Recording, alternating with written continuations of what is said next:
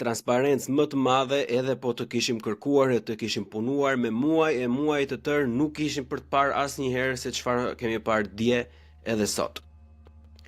I pat të gjithë vampirët e vegjël, të gjithë minionat e krye vampiri që gjenden mbas kangjëllave. Gjë më të thjeshtë për të kuptuar nuk ka. Të gjithë këta parazit që ushqehen në këtë lloj sistemi, sot dolën në për rrugë dhe dje në për social media duke mbrojtur mbretëreshën e kolonisë vampire që është kthyer Bashkia e Tiranës. Pyetja e parë logjike është çfarë janë gjithë këta njerëz?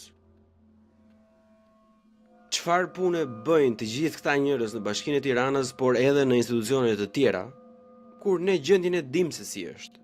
E njohim mirë kaosin në thelb, me qa merren të gjithë këta parazit aty. Si unë edhe ti e kemi lejuar këtë lloj mëndzyrë?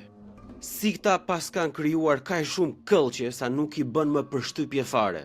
Si ka mundësi që këta parazit janë aq të frymëzuar dhe aq të zjarrt për të mbrojtur atë lloj llumi dhe në atë lloj mënyre aq publike, personalisht. E ndërsa ditë më përpara më dërguat mesazhe dhe më thatë që e ke gjuhën e ashpër dhe nuk është aq keq sa i duket. Nuk janë të gjithë ashtu. E unë sot ju them që vërtet nuk janë të gjithë ashtu. Por ajo mas, ajo fole vampirësh është zmadhuar aq shumë sa numrat që ata kanë krijuar mes njëri tjetrit i bëjnë ata të jenë kaq guximtar.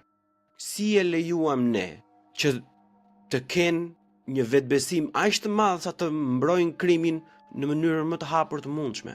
E nuk po futem të diskutoj fare për llumin logjik dhe mendor që qarkullon atje. Se i pam si vagroshin, lali, lali, lali, lali. E dim se çfarë niveli janë. Dhe kjo është arsyeja kryesore që më dhëm jashtëzakonisht shumë dhe që nuk e kuptoj si kemi arritur në këtë lloj momenti. Dikur këta individ kishin turp. E sot e ndjej veten më të fortë se kur. E ndjejnë veten më sipër ligjit. E ndjejnë veten më sipër meje, më sipër teje. Si ka mundësi? Pse flem ne? Ne pse flem? Ka që rëndësishme është rehati? Ka që rëndësishme është përditshmëria? Këtu kemi vajtur ne vërtet. A e kuptoni çfarë po u bëjnë? Zonja dhe zotrinj, miq të Buçi Podcast, edhe çdo lloj dëgjues e shikues tjetër i këtij monologu. Ne gjendemi në mes të një lufte. Ai rreshtim përpara spakut, ai tubim i përshtir dhe ato komente nga pseudo artista janë një deklarat e hapur lufte ndaj meje dhe te. Jo ndaj sistemit, jo nga Dumani, nuk intereson njeri për Dumanin, as për Saliun, as për Edi Ramën, as për një. Ata janë thjesht lojtarë të njëjtës loji. Kjo është një luftë e hapur ndaj gjithë secilit që nuk është i përfshirë. Kjo miq ka përmasa biblike. Kjo është një luftë e keqja kundër të mirës. Ata janë virusi, e ndërsa ne jemi antitrupat. Tani, ose do mbajmë gishtin në gojë, edhe do vazhdojmë të vidhemi, të zhvatemi, të zhbohemi nga vendi ynë, nga qyteti ynë, nga shtëpia jon, larg familjes, larg babait, larg mamas, larg vllait, larg gjithë njerëzve që doni. Do vazhdojmë të dhunohemi, do vazhdojmë të tregojmë sikur jemi ne budallënt, ose duhet të bëjmë atë që bën çdo lloj trupi i shëndetshëm. Në organizmin shoqëror që ne bëjmë pjesë, duhet të marrim përsipër barrën tonë, duhet i bëjmë ball këtij llumi. I pat komentet? Via logjike e mendimit është që si ka mundësi që këta individ janë kaq shumë të investuar për të mbrojtur këtu. Është e paparë. Në asnjë vend të botës nuk ndodh kjo. Është e paparë. Via logjike e mendimit është që o zotri i dashur, çfarë kanë bërë këta? Ku e kanë gozhdën në thënë për këta? Çfarë koncesioni ka marrë? Çfarë parash publike këta kanë vjedhur që janë jashtëzakonisht shumë të investuar që i njëjti kryetari i foles së vampirëve të qëndrojë atje në mënyrë që çdo lloj pislliku që këta kanë bërë të ngelin mbuluar. Bëj pyetjen, këta miniona, këta vampirë të parritur akoma që dalin në rrugë dhe vërtetin lali, lali, ku i rre këtyre? I kanë kërcënuar me vendin e punës? Si mund ta provojnë këtë sepse chatet u fshin? Dolën screenshotet ku ishin hequr gjitha grupet, ishin larguar gjithë pjesëtarët, tamam si një film hollywoodian me hakera ku në momentin e parë që sistemi është qarë, i hidhet ujë serverave dhe fshihet çdo lloj gjë e mundshme. Në qoftë se sot je zgjuar dhe ke ndjer një pasiguri për jetën tënde, mbaja mend fytyrat që kanë dalë nëpër ekrane sot. Në qoftë se je kthyer në shtëpi me merakun se nuk e di se si do të vi fundi muajit, mbaja mend fytyrat. Nëse jeni prindër e ju mungon fëmia juaj që e keni larg në një vend të huaj, mbajani mend fytyrat. Nëse je një biznesmen që ta kanë bërë jetën tel, që të kanë bllokuar në çdo lloj mënyre të mundshme, mbaja mend fytyrat.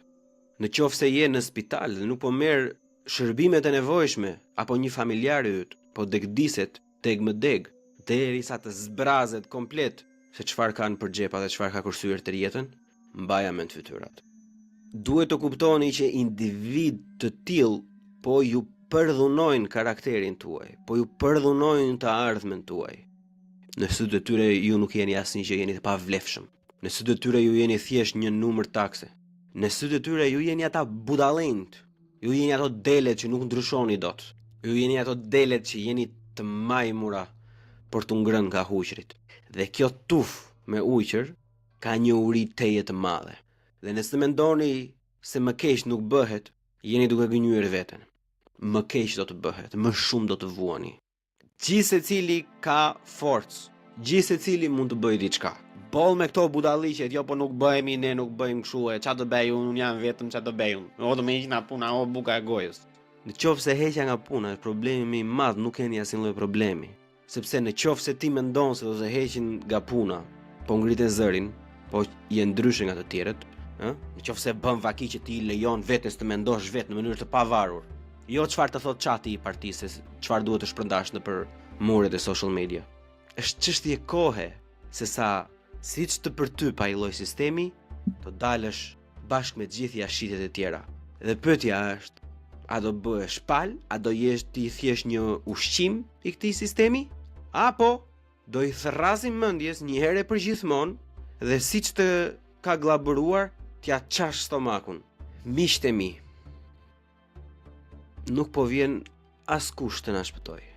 Jemi vetëm. Nuk ka Amerikë, nuk ka asnjë lloj entiteti që mund të na ndihmojë në këtë pikë që ka ardhur përveç vetes tonë.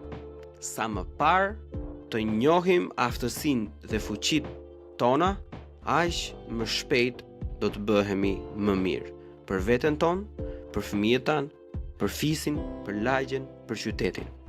E nëse ne vazhdojmë duke thënë ç'pun kam unë me ta dhe nuk kam çat ide unë, jemi të destinuar të zhdukemi jo vetëm nga vendi, po dhe nga historia.